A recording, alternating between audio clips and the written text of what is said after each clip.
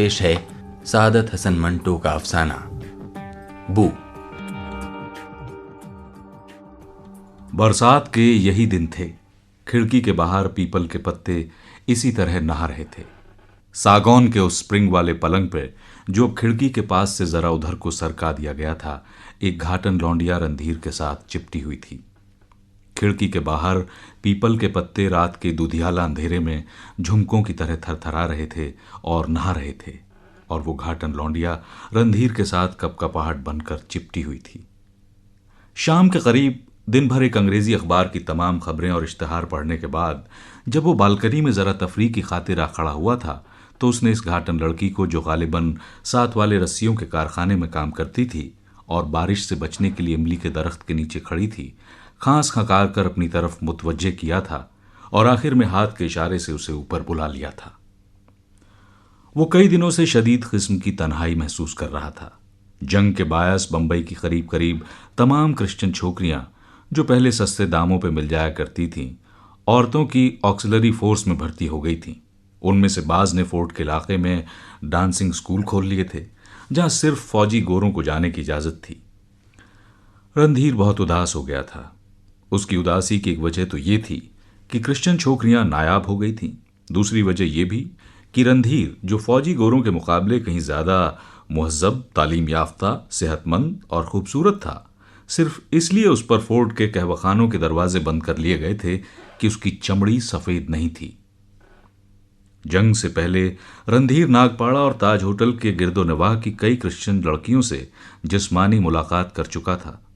उसे अच्छी तरह मालूम था कि ऐसी मुलाकात के आदाब से वो उन क्रिश्चियन लौंडों के मुकाबले कहीं ज्यादा वाकफियत रखता है, जिनसे ये लड़कियां फैशन के तौर पर रोमांस लड़ाती हैं और बाद में किसी चुगत से शादी कर लेती हैं। रणधीर ने महज दिल ही दिल में हेजल से उसकी ताज़ा ताज़ा पैदाशुदा रौनक का बदला लेने की खातिर उस घाटन लड़की को इशारे से ऊपर बुलाया था। हेजल उसके फ्लैट के नीचे रहती थी और हर रोज सुबह को वर्दी पहनकर और अपने कटे हुए बालों पर खाकी रंग की टोपी तिरछे जाविये पर जमा कर बाहर निकलती थी और इस अंदाज से चलती थी गोया फुटपाथ पे तमाम जाने वाले उसके कदमों के आगे टाट की तरह बिछते चले जाएंगे। रणधीर ने सोचा था कि आखिर क्यों वो उन क्रिश्चियन छोकरियों की तरफ इतना रागिब है। इसमें कोई शक नहीं कि वो अपने जिस्म की तमाम काबिले नुमाइश चीज़ों की अच्छी तरह नुमाइश करती हैं, किसी किस्म की झिझक महसूस किए बगैर अपने अय्याम की बेतरतीबी का जिक्र कर देती हैं, अपने पुराने मुआशकों का हाल सुनाती हैं। जब डांस की धुन बजती है तो अपनी टांगें थिरकाना शुरू कर देती हैं। ये सब ठीक है, लेकिन कोई भी औरत इन तमाम खूबियों की हामिल हो सकती है। रणधीर ने जब घाटन लड़की को इशारे से ऊपर बुलाया था, तो उसे हरगिज हरगिज यकीन नहीं था कि वो उसको अपने साथ सुला सकेगा। लेकिन थोड़ी देर के बाद जब उसने उसके भीगे हुए कपड़े देखकर यह ख्याल किया था कि कहीं ऐसा ना हो बेचारी को निमोनिया हो जाए, तो रणधीर ने उससे कहा था, ये कपड़े उतार दो, सर्दी लग जाएगी। वो उसका मतलब समझ गई थी, क्योंकि उसकी आंखों में शर्म के लाल डोरे तैर गए थे। मगर बाद में जब रणधीर ने उसे अपनी सफेद धोती निकाल कर दी, तो उसने कुछ देर सोचकर अपना लिबास खोला, जिसका मैल भीगने के बायस और ज्यादा उभर आया था। लिबास खोलकर उसने एक तरफ रख दिया और जल्दी से सफेद धोती अपनी रानों पर डाल ली। फिर उसने अपनी फंसी फंसी चोली उतारने की कोशिश शुरू की, जिसके दोनों किनारों को मिलाकर उसने एक गांठ दे रखी थी। ये गांठ उसके तंदुरुस्त सीने के नन्हे मगर मैले गढ़े में जज्ब सी हो गई थी। देर तक वो अपने घिसे हुए नाखूनों की मदद से चोली की गिरह खोलने की कोशिश करती रही, जो बारिश के पानी से बहुत ज्यादा मजबूत हो गई थी। जब थक कर हार गई तो उसने मराठी जबान में रणधीर से कुछ कहा, जिसका मतलब था, मैं क्या करूं, ये नहीं खुलती। रणधीर उसके पास बैठ गया और गिरह खोलने लगा। थक हार कर उसने एक हाथ में चोली का एक सिरा पकड़ा, दूसरे हाथ में दूसरा, और जोर से खींचा। गिरह एकदम फिसली, रणधीर के हाथ जोर में इधर उधर हटे और दो धड़कती छातियां नमूदार हुईं। रणधीर ने एक लहजे के लिए ख्याल किया कि उसके अपने दोनों हाथों ने उस घाटन लड़की के सीने पे नर्म नर्म गुंधी हुई मिट्टी को चाबुक दस्त कुम्हार की तरह दो प्यालों की शक्ल दे दी है। उसकी सेहतमंद छातियों में वही गदराहट, वही जाजिबियत, वही तरावट और वही गर्म ठंडक थी जो कुम्हार के हाथों से निकले हुए ताज़ा ताज़ा कच्चे बर्तनों में हुआ करती है।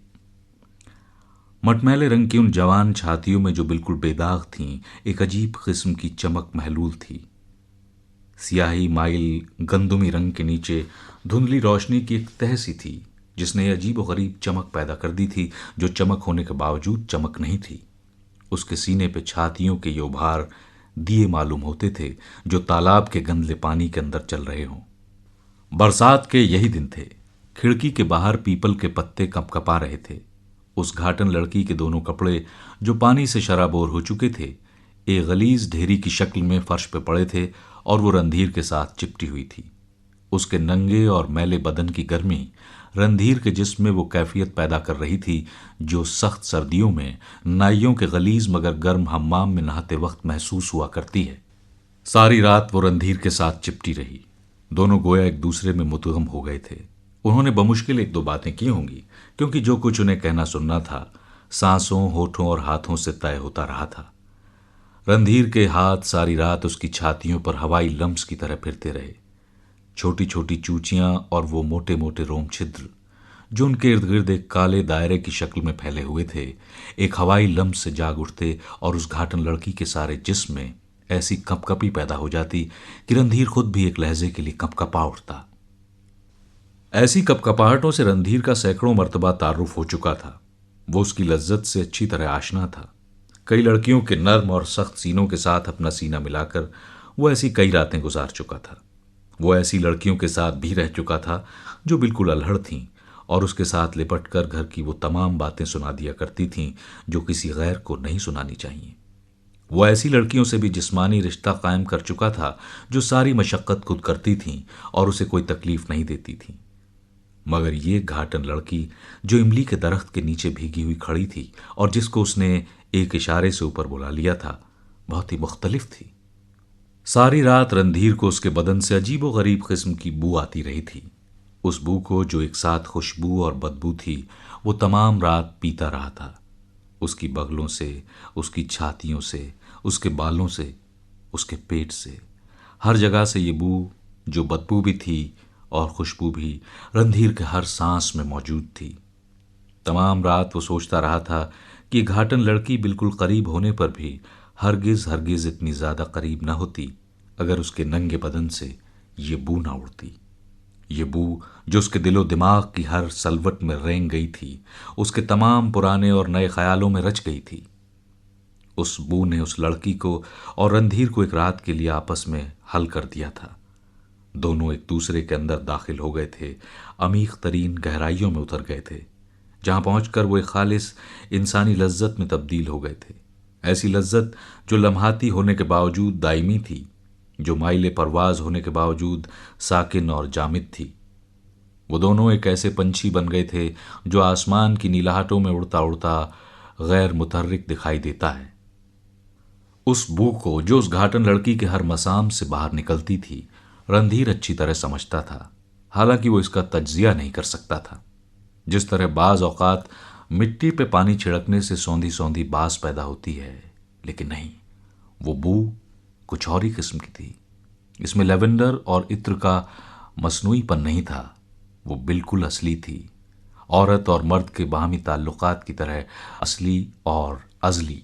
रणधीर को पसीने की बू से सख्त नफरत थी। वो नहाने के बाद आमतौर पर अपनी बगलों में खुशबूदार पाउडर लगाता था या कोई ऐसी दवा इस्तेमाल करता था जिससे पसीने की बू दब जाए। लेकिन हैरत है कि उसने कई बार उस घाटन लड़की की बालों भरी बगलों को चूमा और उससे बिल्कुल घिन न आई, बल्कि उसे अजीब तरह की लज्जत महसूस हुई। उसकी बगलों के नर्म नर्म बाल पसीने के बायस गीले हो रहे थे और उनसे भी वही बू निकली थी जो बेहद काबिल फहम होने के बावजूद नाकाबिल फहम थी। रणधीर को ऐसा लगा कि वो उस बू को जानता है, पहचानता है, उसका मतलब भी समझता है, लेकिन किसी और को ये मतलब वो समझा नहीं सकता। बरसात के यही दिन थे। इसी खिड़की के बाहर जब उसने देखा था तो पीपल के पत्ते लरज लरज कर नहा रहे थे। हवा में सरसराहटें और फड़फड़ाहटें घुली हुई थीं। अंधेरा था, मगर उसमें दबी दबी धुंधली सी रोशनी भी समाई थी, जैसे बारिश के कतरों के साथ लगकर तारों की थोड़ी थोड़ी रोशनी उतर आई हो। बरसात के यही दिन थे जब रणधीर के इसी कमरे में सागवान का सिर्फ एक पलंग होता था, मगर अब उसके साथ ही एक दूसरा भी पड़ा था और कोने में एक नई ड्रेसिंग टेबल भी मौजूद थी। दिन यही बरसात के थे। मौसम भी बिल्कुल ऐसा ही था। बारिश के कतरों के साथ तारों की थोड़ी थोड़ी रोशनी भी उतर रही थी, मगर फजा में हिना के इत्र की तेज खुशबू बसी हुई थी। दूसरा पलंग खाली था। उस पलंग पर, जिस पर रणधीर औंधे मुंह लेटा खिड़की के बाहर पीपल के लरसते हुए पत्तों पर बारिश के कतरों का रक्स देख रहा था, एक गोरी चिट्टी लड़की अपने सत्र को नंगे जिस्म से छुपाने की नाकाम कोशिश करते करते गालिबन सो गई थी। उसकी लाल रेशमी शलवार दूसरे पलंग पर पड़ी थी। उसके गहरे सुर्ख इजारबंद का एक फुंदना नीचे लटक रहा था। उस पलंग पर उसके दूसरे उतरे हुए कपड़े भी पड़े थे। उसकी सुनहरे फूलों वाली कसीम, अंगिया, जांघिया और दुपट्टा, सबका रंग सुर्ख था, बेहद सुर्ख। ये सब कपड़े हिना के इत्र की तेज खुशबू में बसे हुए थे। लड़की के सियाह बालों में मुक्कैश के जर्रे गर्द की तरह जमे हुए थे। चेहरे पर गाजे, सुर्खी और मुक्कैश के इन जर्रात ने मिलकर एक अजीब गरीब रंग पैदा कर दिया था, बेजान सा, उड़ा उड़ा। और उसके गोरे सीने पर अंगिया के कच्चे रंग ने जा बजा लाल लाल धब्बे डाल दिए थे। छातियां दूध की तरह सफेद थीं, जिनमें थोड़ी थोड़ी नीलाहट भी होती है। बगलों के बाल मुड़े हुए थे, जिसके बायस वहां सुरमई गुबार सा पैदा हो गया था। रणधीर कई बार उस लड़की की तरफ देखकर सोच चुका था, क्या ऐसा नहीं लगता जैसे मैंने अभी अभी कीलें उखाड़ कर उसे लकड़ी के किसी बंद बक्से से निकाला है, किताबों और चीनी के बर्तनों की तरह। क्योंकि जिस तरह किताबों पर दाब के निशान होते हैं और चीनी के बर्तनों पर हिलने जुलने से खराशें आ जाती हैं, ठीक किसी तरह इस लड़की के बदन पे कई जगह ऐसे ही निशान थे। जब रणधीर ने उसकी तंग और चुस्त अंगिया की डोरियां खोली थीं, तो पीठ पर और सामने सीने के नर्म नर्म गोश्त पर झुर्रियां सी बनी हुई थीं, और कमर के इर्द गिर्द कसकर बंधे हुए इजार बंद का निशान वजनी और नुकीले जड़ाऊ नेकलेस से उसके सीने पे कई जगह खराशें पैदा हो गई थीं, जैसे नाखूनों से बड़े जोर के साथ खुजाया गया हो। बरसात के वही दिन थे। पीपल की नर्म नर्म कोमल पत्तियों पर बारिश के कतरे गिरने से वैसी ही आवाजें पैदा हो रही थीं जैसे कि रणधीर उस रोज तमाम रात सुनता रहा था। मौसम बहुत खुशगवार था। ठंडी ठंडी हवा चल रही थी, लेकिन उसमें हिना के इत्र की तेज खुशबू खुली हुई थी। रणधीर के हाथ बहुत देर तक उस गोरी चिट्टी लड़की के कच्चे दूध जैसे सफेद सीने पर हवाई लम्स की तरह फिरते रहे। उसकी उंगलियों ने उस गोरे गोरे जिस्म में कई इर्तियाश दौड़ते हुए महसूस किए। इस नर्म नर्म जिस्म के कई होशों में उसे सिमटी हुई कपकपाहटों का भी पता चला। जब उसने अपना सीना उसके सीने के साथ मिलाया, तो रणधीर के जिस्म के हर मसाम ने उस लड़की के छेड़े हुए तारों की आवाज सुनी। लेकिन वो पुकार कहाँ थी? वो पुकार जो उसने घाटन लड़की के जिस्म की बू में सूंघी थी। वो पुकार जो दूध के प्यासे बच्चे के रोने से कहीं ज्यादा काबिल फहम थी। वो पुकार जो आवाज की हदों से निकलकर बेआवाज हो गई थी। रणधीर सलाखों वाली खिड़की से बाहर देख रहा था। उसके बहुत करीब पीपल के पत्ते लरज रहे थे, मगर वो उनकी लर्जिशों के उस पार दूर, बहुत दूर देखने की कोशिश कर रहा था, जहां उसे मटमैले बादलों में एक अजीब किस्म की धुंधली रोशनी घुली हुई दिखाई देती थी, जैसे उस घाटन लड़की के सीने में उसे नजर आई थी। ऐसी रोशनी जो राज की बात की तरह छुपी हुई मगर जाहिर थी। रणधीर के पहलू में एक गोरी चिट्टी लड़की, जिसका जिस्म दूध और घी मिले आटे की तरह मुलायम था, लेटी हुई थी।